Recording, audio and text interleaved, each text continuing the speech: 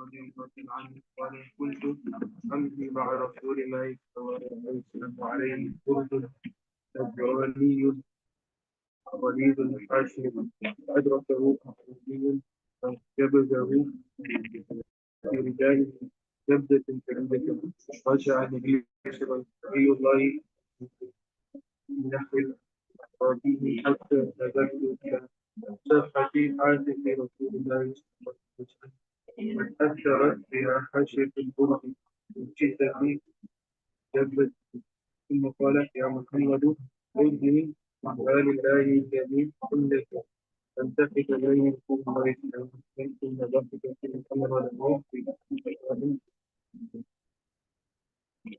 Okay, Bismillahir Rahmanir Rahim. نحمده ونصلي على رسول الكريم. We are discussing the hadith that speak about the beautiful character of Nabi Sallallahu Alaihi Wasallam.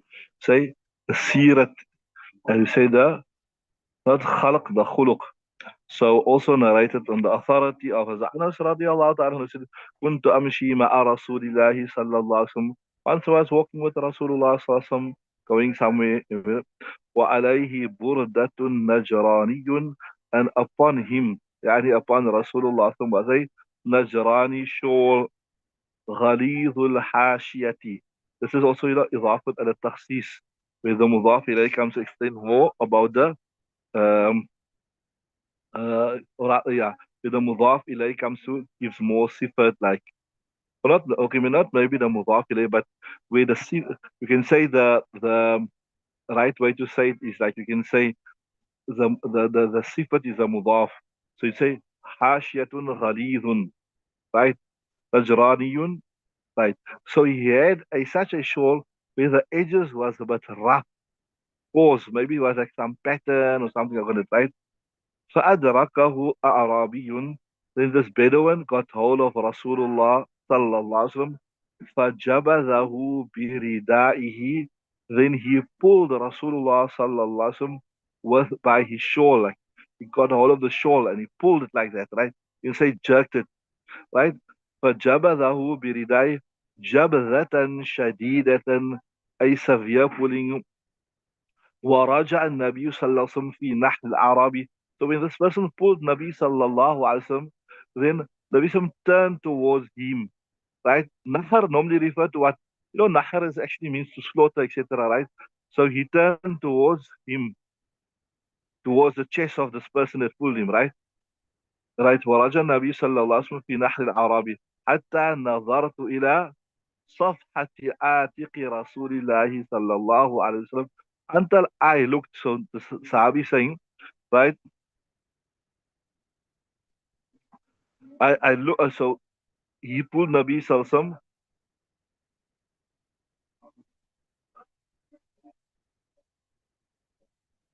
You check the word of safhati. Hatta nazaratu. I looked at the atik means shoulder, right? To the shoulder blades of Rasulullah Sallallahu Alaihi Wasallam. قد أثرت بها حاشية البردي. This. So in other words, the cause was so the cloth was so thick, right? It was so thick, and also this person pulled Rasulullah sallallahu alaihi wasallam so hard that it had imprinted something on Rasulullah sallallahu alaihi wasallam. Are you with me? It made a mark on Rasulullah sallallahu alaihi wasallam. قد أثرت بها حاشد البردي من شدة جبهته, because of the severity of him pulling it, right? ثم قال يا محمد. So this person says, oh Muhammad sallallahu alaihi wasallam, مر لي من مال الله تعالى.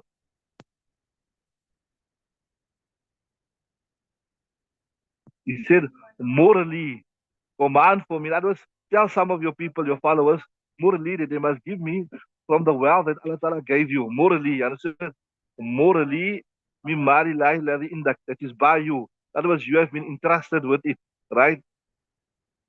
فالتفت إليه رسول الله صلى الله عليه وسلم. Nabi some turned towards him, فضحك, and he just laughed. ثم أمر له بأطاء, and he instructed for him that a gift be given to him. Muttafaqun alayh, and this is a muttafaq alayh riwayat. So we remember we're discussing the character of Nabi sallallahu alayhi wasallam. Normally somebody treats you in this manner, then you will become annoyed, you will become angry, etc. But here Nabi Sallallahu Alaihi Wasallam did not become annoyed. Probably this person, as the word suggests, Arabi, he was from the countryside. And people from the countryside, they normally lack adab, they lack etiquette, etc. That's why even by us, if somebody, if somebody is uncouth, is ill-mannered, people say, "Hey, are you a farmer? Do you come from the farm or what? What's happening?" So same thing here. The Arabis, they were uncouth, ill-mannered, right? So in keeping understanding that this person was an uncouth person, maybe he was just new to Islam, he just accepted Islam now, etc. So you cannot be hard on him to become a Muslim. Like, so it's just simple way to understand this here is, say for instance, you got the madrasa, right? So the student come first time to the madrasa, he come first day, second day, maybe he come without his topi, or he come with a funny hairstyle or whatever. Ustad's gonna shout him, "Hey, what's wrong with you? Why you come with this funny hairstyle here? Cut your hair, etc." This is not allowed. This is the first time he's coming.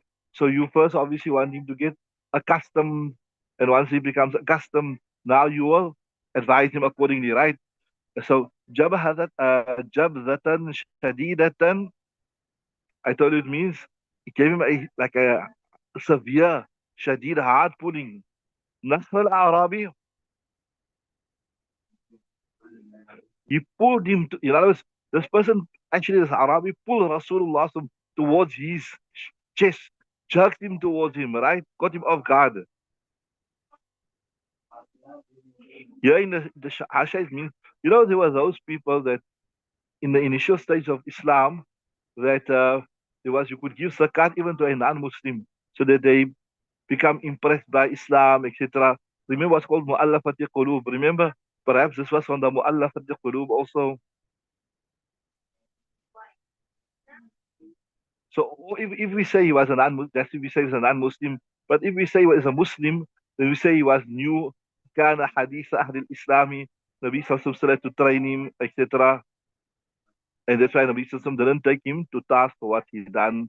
Right, read the next riwayat.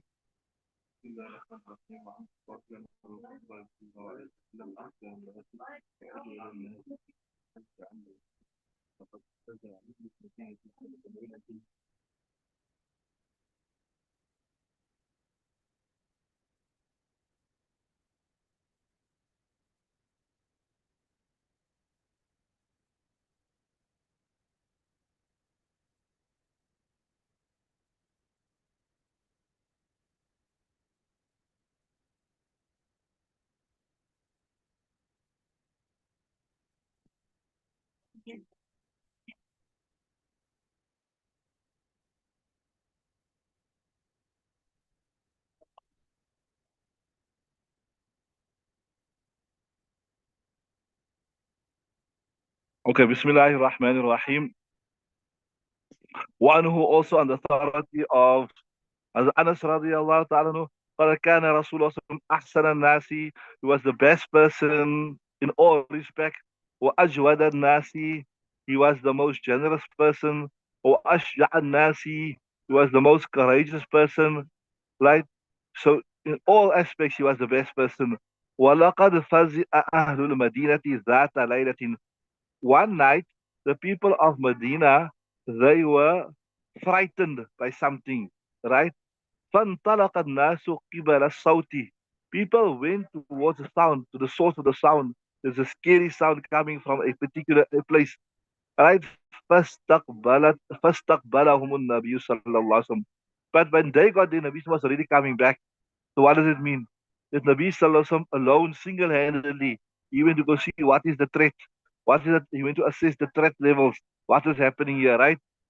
قد سبق الناس إلى الصوت, that Nabi sallallahu alaihi wasallam, he beat the people to the sound. ويقول, he said, لم تراءوا لم تراءوا, do not fear, do not fear. وهو على فرس وهو على فرس لأبي طلحة أرين, he was upon the horse of Abu Talha. Uryin means unsaddled, right? Like you can say naked horse. Ma alayhi surujun. What you got, surujun or sarjun? What did he got there? Ma alayhi surujun. Wa fi unuqihi sayfun faqala فقال لقد وجدته بحرا, and he said I found it to be like the waves of an ocean. Okay, so there's few things we learn from the hadith. The first thing, yes, Anas radiallahu ta'ala, he says that ashja' nas, he was the most brave of persons. I told you that Sahaba Ikram in other hadith, they mentioned that you'd always find Nabi Sallallahu in the thick of the battle. He wasn't like hiding away behind, or he wasn't sitting in the podium, etc., etc. He wasn't hiding behind. He was in the thick of the battle. So, like in previous times, like now, the president of the country doesn't take part in the battle, or you got the generals, you got etc., etc. Just a fun fact for you: the last Muslim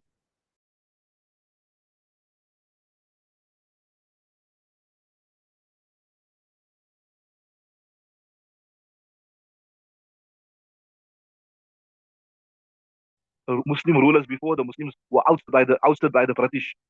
So these were the leaders that. So it was the sunnah of Nabi sallallahu alaihi wasallam to be on the battle himself, to be on the and fight himself. You understand what I'm saying? So as I said, in the battle he would be found on the front line. On the battle he would be found on the front line fighting.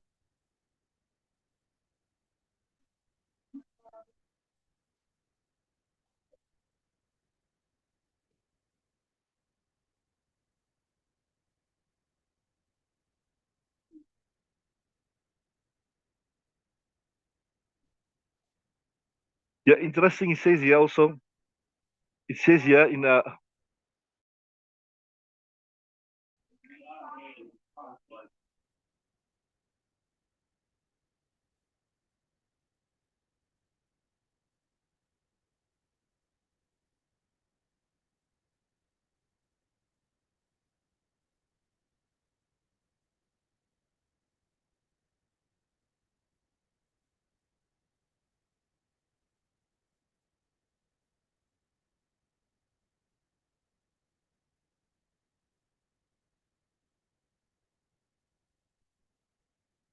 here interesting. They say in the Shara that people would, if Nabi Sallallahu was like, to say he wasn't as brave as he was, if he was a coward, or if he was not on the front line, etc., then brave people wouldn't accept him.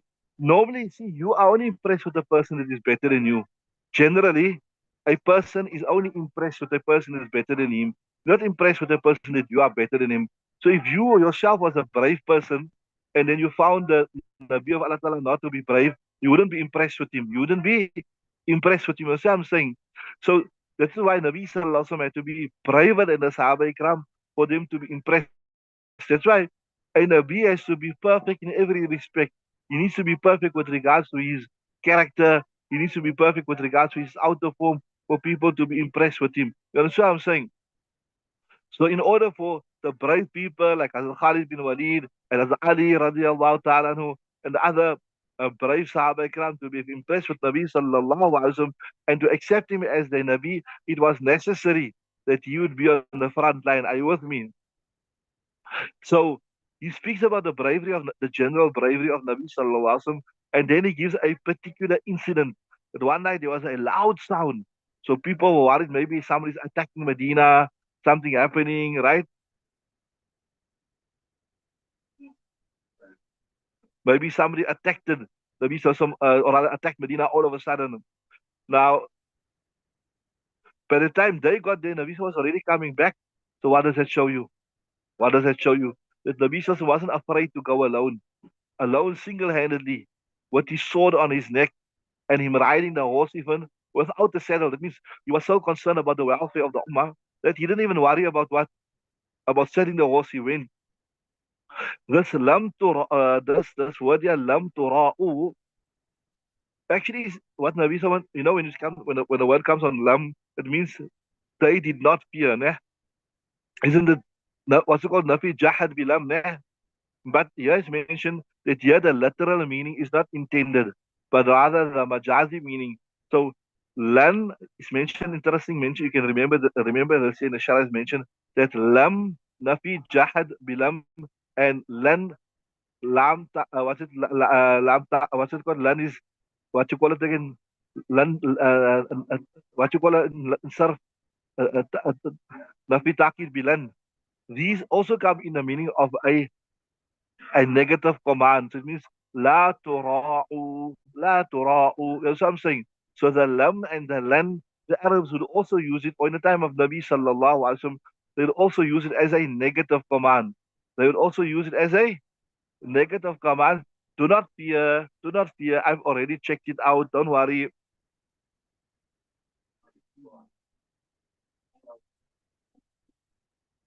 La tura'u. Oryin, we done this word here. إنك ألا تجوع فيها ولا تعرى. Ra ya'ri means to be denuded of something. That's why it comes in a hadith also. تحشرون يوم القيامة عراة غرلا, etc. So origin means to be free of something, to be empty of something. And in this context here means a bareback, right? He wrote bareback, right? Jazakallah. Then Nabi Sallallahu also mentioned when he said, I found this horse to be like the waves of the ocean. What does it mean to be like the waves of the ocean? Like how the wave of the ocean is swift. It comes in quick succession. This is how I found Nabi Sallallahu this horse to be. So yeah, remember, Allah Ta'ala reward our shurrah. They, they studied the hadith in depth and they taught us all the lessons. So it says several things we learn from this. First thing is, if something is good, if something is beneficial, then there's nothing wrong to praise it. This is a good car. This is a good motor vehicle, Mercedes Benz, BMW, right? So you can say this is mashallah, it's a good thing, it's beneficial, right? That's the first thing. If food is tasty, to praise the food.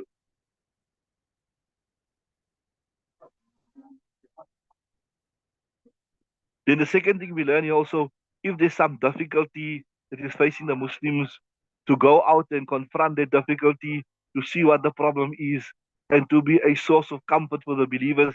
The second thing, to go alone even, not to be scared,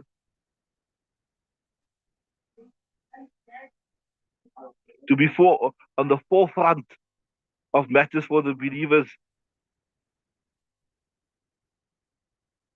Like I was telling you, unfortunately, this is something which is absent in the Ummah. The last general, Muslim general, that died on the battlefield was Sultan Tupil, and that is like about 350 years ago. Since then, the Muslims are on a downward slide. They're on a downward slide. Anyway, read the next one.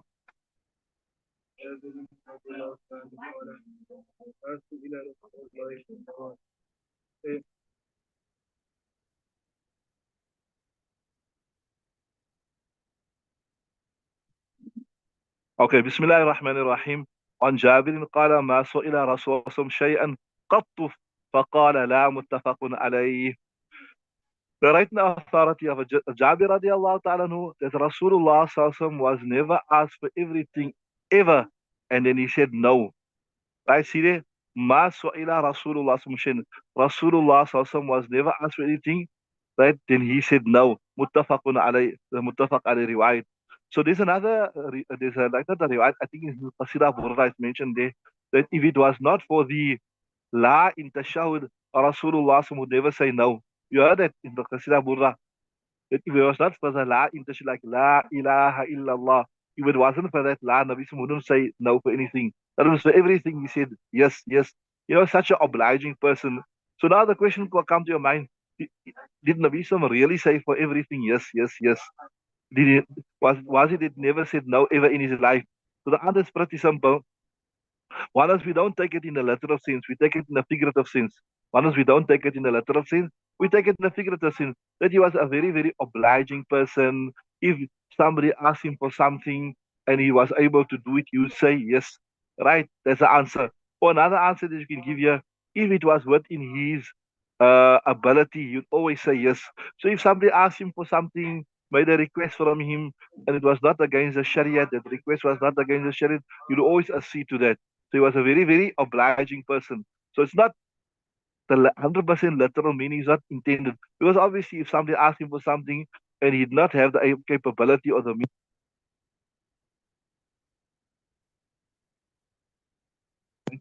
so it doesn't mean that he never say no. If it was within his capability, it was within his means, and he would always say yes. You understood that?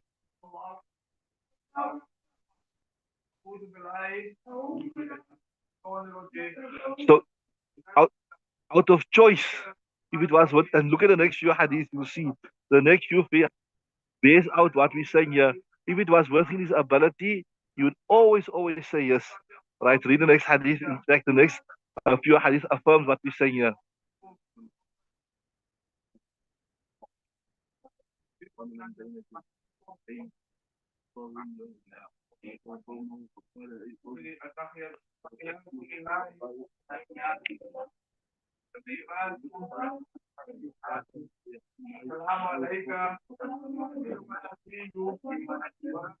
Okay, Bismillah ar-Rahman ar-Rahim. وعن أنس narrating authority of Anas أن رجلا once a person سأل النبي صلى الله عليه وسلم غنم ما بين جبلين asked from Rasulullah صلى الله عليه وسلم for the livestock that was between two mountains. In one valley, there was some livestock. Maybe it was the livestock of Sadaqah, whatever. It was booty. فأعطاه إياه. Nabi sallallahu alaihi wasallam gave it to him. فأتى قومه. He then came to his people. فقال أي قومي, oh my people, أسلموا, accept Islam. فوالله, because I take the custom in Allah's name, إن محمدا صلى الله عليه وسلم, that Muhammad صلى الله عليه وسلم يعطي عطاء ما يخاف الفقر. He gives in such measures that ما يخاف الفقر. He does not fear poverty. رواه مسلم. Imam Muslim narrates this. Remember, I told you, mentioned to you that if it was in his capability and ability to give, he would give, right? That's one thing. And the second thing we mentioned, if it was something related to his personal rights, he would give and he would forgive. But if it was something with regards to Sharia, if you had to compromise the Sharia, then they would be most stern. Because after all, he has been sent as a guide.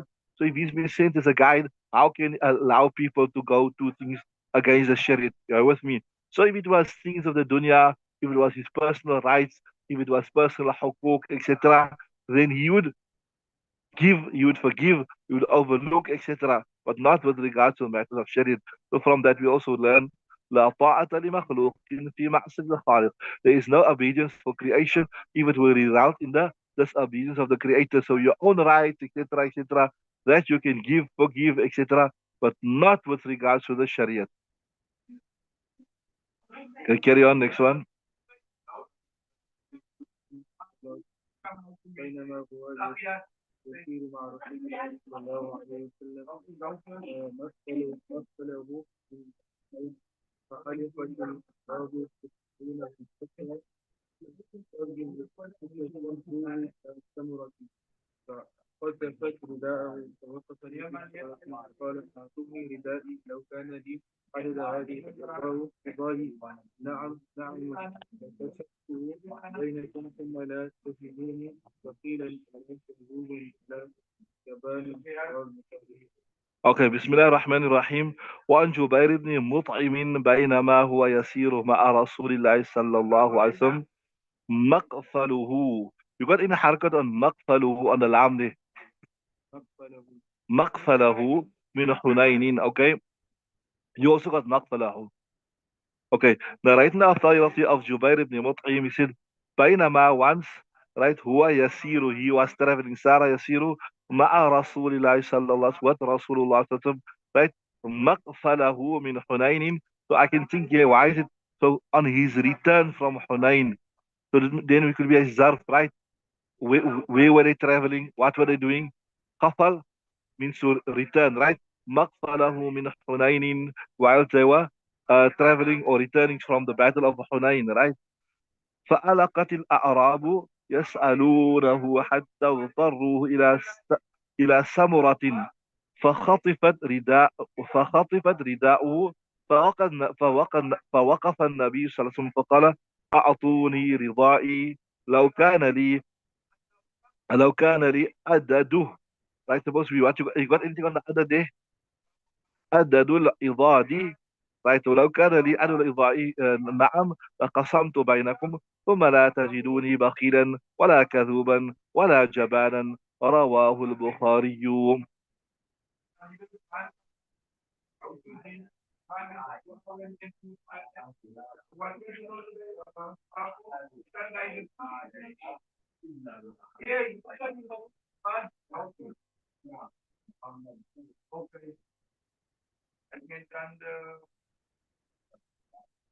Yeah.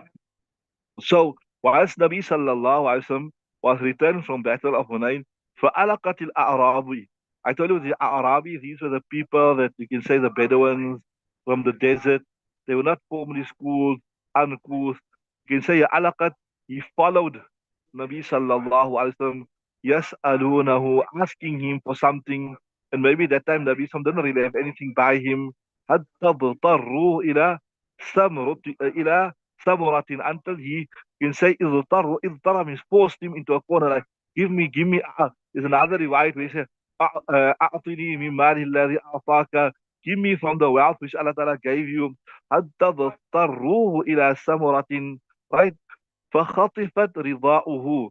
Then he is mentioned in the Shara that he forced Nabi Sallallahu Alaihi Wasallam against a thorny bush, that is samuratin, right? فخطفت رداؤه. Then Nabi Sallallahu Alaihi Wasallam's upper garment, his shawl, got stuck in the on the tree. فوقف النبي صلى الله عليه وسلم. Then Nabi Sallallahu stood. فقال أعطوني ردائي. That now his shawl, his upper garment, got caught in the thorny bush. Said, give me my upper garment. Give me my upper garment. This is لو كان لي عدد هذا العظام. نعم. If I had, right, like the cattle or livestock to the equivalent of this ibad of this trees, right? If I had, you understood that لو كان لي عدد هذا العظام عدد هذا العظام نعم. If for me was, right, livestock the equivalent of the trees, right? لقسمته بينكم. I would have given it to you people, right? I would have divided between you. And ثم لا تجدوني بخيلا. You'd not find me stingy, ولا كذوبا, not untrue, a liar, ولا جبانا, and neither a coward. رواه البخاري. Imam Bukhari narrates this particular riwayat. So at this point in time, Nabi Sallallahu Alaihi Wasallam didn't have anything to give. And this Arabi was cornering him and forced him to give. And then Nabi Sallallahu Alaihi Wasallam said, look, if I had, I would have given you. But I don't have. Same thing what I told you here, what we mentioned earlier, that if Nabi Sallallahu Alaihi Wasallam, with that hadith, they say Nabi Sallallahu Alaihi Wasallam wouldn't say no. That is when it was within his control. If he didn't have, obviously he didn't have. But if he had, he would give to such an extent that he gave one Arabi a whole valley full of sheep and goats, right? Maghfalatun, it refers to returning from a battle when you're coming home. Qaflatun, come from the word qafulun, maghfalatun. Hunain, who remembers when was the Battle of Hunain? What was the Battle of Hunain?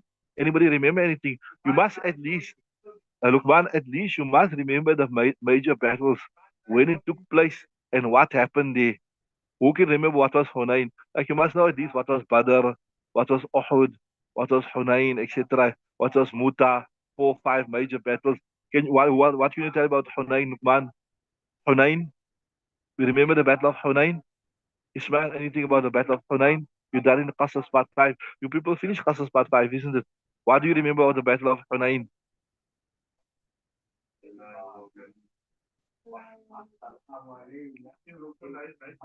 Briefly, I don't all the details.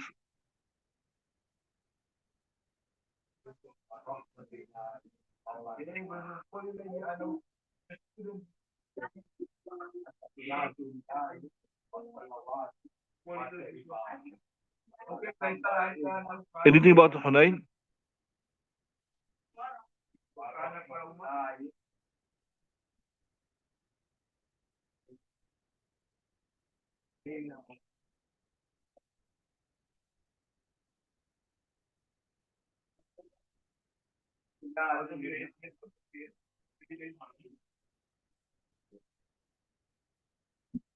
Dominant.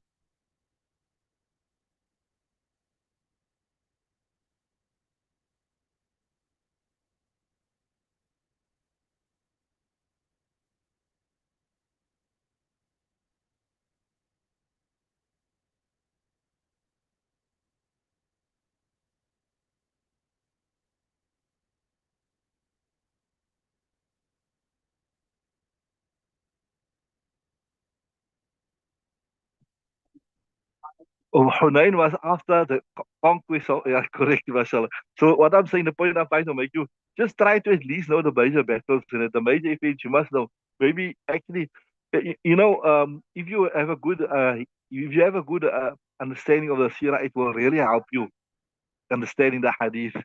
There's a nice book I always tell you about. It's called Sirat Mustafa, ne? And Sirat Mustafa originally was in Urdu by Idris Khan Delvi. Now it's now translated into English. And I told you, I mentioned before, this book was praised a lot by Muhammad Rahman, the Sheikh al Hadith of Darulum Azadva. I remember several times during the course of the lesson, he used to tell us, he used to use this word, Nihayat hi mustanad kitab hai. Nihayat hi mustanad kitab. It's a very, very well written and very authentic book. So Alhamdulillah, we managed to do that whole book in our house talim. The whole book, we done it. I done it with the family. Sirat Mustafa, all 3 volumes. And I can tell you for a fact, it really helps me in the hadith. It's really, in understanding hadith, you must have at least a decent understanding of the seerah to help you to put things in perspective. It will, although inshallah you will do as you when you come to other kitabs, when you do Bukhari, you do Kitab al-Maghazi and all that we'll do inshallah. But having at least a decent understanding of the seerah of decent, it will help you to understand. Because I'm telling you personally, it helped me a lot.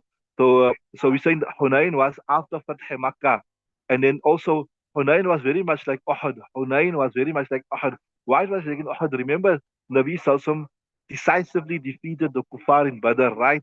And then Uhud, they were overconfident, and their gaze shifted away from Allah Ta'ala to their numbers. So Hunain was after Fath Makkah. Hunain was after Fath Makkah, and also again, a lot of the people just accepted Islam in Fath Makkah. So their gaze also shifted away from Allah subhanahu wa ta'ala. إِذْ أَعْجَبَتْكُمْ كَثْرَتُكُمْ فَلَمْ تُغْنِ عَنْكُمْ شَيْئًا وَضَاقَتْ. And it, remember, there was the Banu Kalb. Remember when you speak about the 15th of Sha'ban, Allah Ta'ala forgives to the extent of the fibers and the hairs of the tribe of Banu Kalb. These were a very warlike, warrior-like tribe. Very warlike, warrior-like tribe. Um, and they had abundant of livestock. So the Muslims suffered a temporary defeat there also. The Muslims suffered a temporary defeat. They were on the back foot a while until they regained their composure. All right. So remember that Hunayn was after Fath Makkah. So here is also mentioned that Hunayn is close to Makkatul Mukarramah. It happened after Fath Makkah. So it says here, Al-Idadu, it's a type of a tree. So what Nabi Sallallahu was saying, if I had um, livestock to the extent of these trees, then I would have divided amongst you. I would give it to you all in charity. إِنَّمَا الْأَعْمَالُ بِالنِّيَّاتِ وَإِنَّمَا لِكُلِّ امْرِئٍ مَا نَوَىٰ. Right? So you will be rewarded according to your intention. So Nabi Sallallahu said, look, if I had so much, I would have given. So here also is mentioned this هذه الإضادي إضادي ne? It's referred to like a very firm, robust, hardy desert type like of a tree, right? It's شجرة الطرفاء.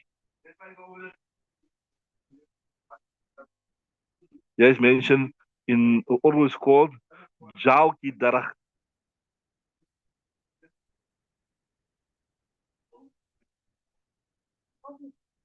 So what Nabi Sallallahu was saying, look, if I had livestock to the extent of the trees, then I would have given it to you. But unfortunately, I don't have anything at the moment, so I can't give you, which affirms what we discussed earlier. Read the next riwayat. فما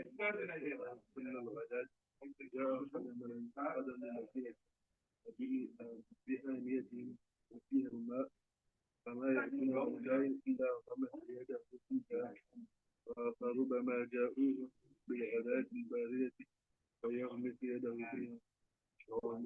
اوكي بسم الله الرحمن الرحيم. وعن انس قال كان النبي صلى الله عليه وسلم اذا صلى الغداة جاء خدم المدينة بآنية فيها الماء فما يأتون بإناء إلا غمس يده فيها فربما جاءوه بالغداء الباردة فيغمس يده فيها. رواه Muslim. Imam Muslim narrates this particular right. There's so much we can learn from this, so much from this particular right. Narrating the authority of Anas radiallahu ta'ala anhu, that Nabi sallallahu alayhi wa sallam, when he used to pray the morning prayer, then Khadamu is a Jama of Khadim, right? The servants of Medina would come بآنية with their utensils فيها الماء, in it was water. فما يأتون بإناء, they would not come to him with a utensil إلا غمس يده, except that he would submerge his hand into it, right? فيها فربما جاءوه, then many a times they would come to him بالغداة, right? بالغداة الباردة, on a cold morning. فيغمس يده فيها, then he would submerge his hand in it. Rawahu Muslim. Imam Muslim narrates this particular riwayat. Okay, so three things that we learn from this hadith here.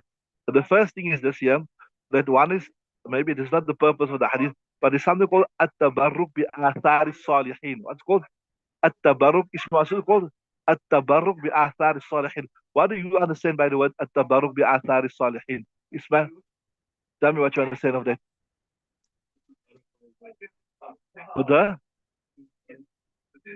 With the taking barakah with the what?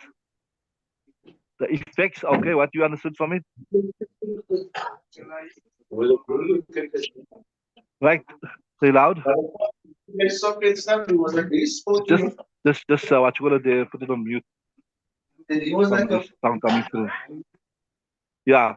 So just remember, we the Ahlul Sunnah wal Jama'ah, we speak about at-tabarruk bi athari salihin, that the left, something that a pious person maybe touched or ate or what, a wall or something like that, there's always barakah in that. And there are several hadith. You know, the Salafis, the Wahhabis, they're against this. They say that, like, you know, they say you like worshipping the person or anything. We're not worshipping the person. We're just saying because this is a special person, servant of Allah Ta'ala. He's a beloved of Allah Ta'ala. So Allah Ta'ala's mercy descends upon that person. So in his food, in his drink, in the things he uses, also stand of barakah. And so I'm saying, and there are several hadiths to prove this. Like here, this hadith here, what do the servants do? They would bring the water to Rasulullah sallallahu alaihi wasallam, and then Rasulullah sallallahu alaihi wasallam would put his hands in, and he would bless and anoint it, that water. Yeah, just maybe if you can remember something, you can tell me.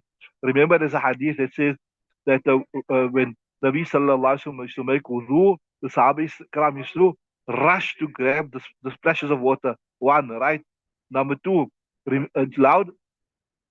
The blood one, I want to say, good jazakallah, that Sahabi, now whether blood is najis or not najis, or whether you can drink it, we're not looking at that for the moment. We're just looking at this here, that the Sahabi considered it to be barakah in the blood of the Nabi sallallahu alaihi wasallam. Then there's another one also, that it also comes in Mishkaat Shareef. You'll read also that two Sahabi, young Sahabi Ikram were coming, and then the Nabi gave him some water, and then I think he spat in the water, or he of something. But anyway, they said, Ya Rasulullah, we'll be traveling through the desert, and this water will, it will evaporate. So Nabi said, every time it evaporates, throw more water in. So sometimes just came to my mind, when you bring Zamzam water from Saudi, we say you must throw more every time. Before it gets less, you throw more. Here's a proof. That before it gets depleted, you put more in, inshallah, it will have the same barakah. That is another one. And then, another one here. Remember that there's a same famous riwayat where Nabi sallallahu alaihi wasallam once poked the one Sahaba Ikram in the lines. He said, I want retribution. Right? I want retribution. You poked me on my bare body. So Nabi said, okay, you poked me back. So he said, no, my body was bare. So he said, okay, Nabi took off his upper garment. Then he said, he hugged Nabi and he kissed Nabi sallallahu alaihi wasallam. He said, no, I don't want to really take retribution, revenge. I just wanted to kiss your bare body also. There's another one, and there was an yeah. What about the Sahaba Ikram? Yeah, look at this one. Okay, taking the perspiration we done of Rasulullah sallallahu alaihi wasallam and putting it into the fragrance, right? And then the other one is what about the hair of Rasulullah sallallahu alaihi wasallam? You see, Azim Wana is here in PE, Sahib Majlis. Apparently, he's also got one of the hairs of Rasulullah sallallahu alaihi wasallam. So when somebody say they got the hair, they must give you a sanad. Like a hadith, you have a sanad. You say a hadith. Where you got it from? I got it from this person.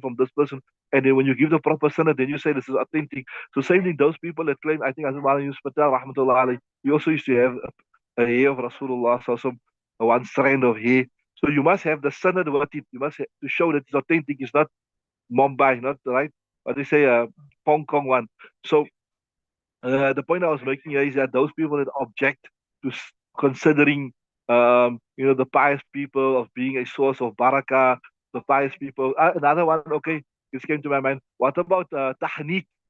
Tahniq, when a child is born, then you take the child to a pious person. The pious person choose a date, yeah, and then you put a date into the mouth of the child. There's another one. So there are so many hadith that points to that there's barakah, there's benediction in the leftover of the pious people. Yes, we don't believe that does. Allah Ta'ala does. Allah Ta'ala gives the blessings, but just because of that link and the ta'alluq of that food or of that water or of that clothes with the pious person, it will attract the mercy of Allah Ta'ala, right? So they'll say now the Salafis or the Wahhabis, they'll say shirk, shirk, shirk. Blessings come from Allah Ta'ala. Yes, we say also blessings come from Allah Ta'ala. We don't deny that blessings come from Allah Ta'ala. Blessings come from Allah Ta'ala. We agree 100%. But this is a source of drawing the blessings from Allah Ta'ala. So we're not ascribing blessings to besides Allah Ta'ala. You understand what I'm saying? So that was the one thing I wanted to touch on. At tabarruk bi athari salihin. So our akabir, our we say yes, there is barakah, there is blessing in the effects of the leftovers or the things which the pious people touch, etc. Right? Then the main part of the hadith is that what the Sahabi, as I don't want to say, that took here. Now Medina gets very, very cold. Yeah, I promise you. We only go maybe summertime, you think it's hot, but if you go in December, it gets very cold. And especially if you go out of the city, if you go to the countryside, there's a different type of cold. It's like a biting cold. It goes right to your bones. So what this as I was saying that look here, despite the water being very, very cold, and despite it being early in the morning, and for Nabi Sallam to put his hands in the water was a great inconvenience. But Nabi Sallallahu was so considerate that he knew these people came all the way for barakah, for blessings, that despite that, he still put his hands in, and he still was a source of benediction and blessing for them. So that you see to what extent he considered the request. To what extent, like I told you, to what extent he considered the permissible request of his followers. Okay, we'll stop there. We'll break now for the tafsir, inshallah. Ismail.